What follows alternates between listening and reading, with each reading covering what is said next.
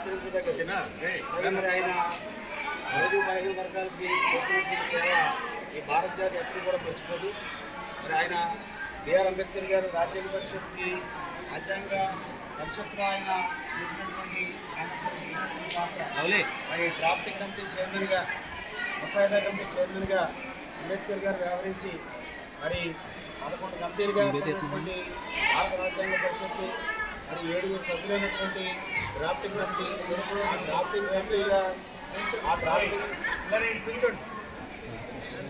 Drafting committee చైర్మన్గా వ్యవహరించినటువంటి అంబేద్కర్ గారు మరి సుమారు 2 సంవత్సరాల 11 నెలల 18 రోజుల పాటు కష్టపడి పనిచేయడం ద్వారా ఏర్పడినటువంటి భారత రాజ్యాంగం.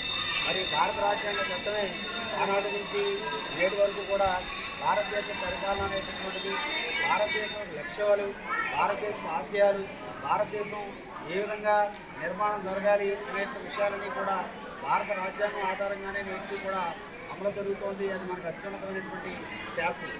మరి అటువంటి అత్యున్నతమైనటువంటి శాసనం తయారు చేయడంలో మరి కీలక పాత్ర వహించినటువంటి వ్యక్తి. అలాగే మరి రాజ్యాంగ పరిషత్తులో ఈ డ్రాఫ్టింగ్ కమిటీ చైర్మన్గా ఆయన చేసినటువంటి సేవలు భారత జాతి ఎప్పటికీ కూడా మర్చిపోదు. మరి అటువంటి అంబేద్కర్ జయంతి సందర్భంగా ఆయనకి ఆయన వర్ధంతి సందర్భంగా మరి మన పాఠశాల కూడా ఆయన ఘనంగా నివాళులు అర్పిస్తారు.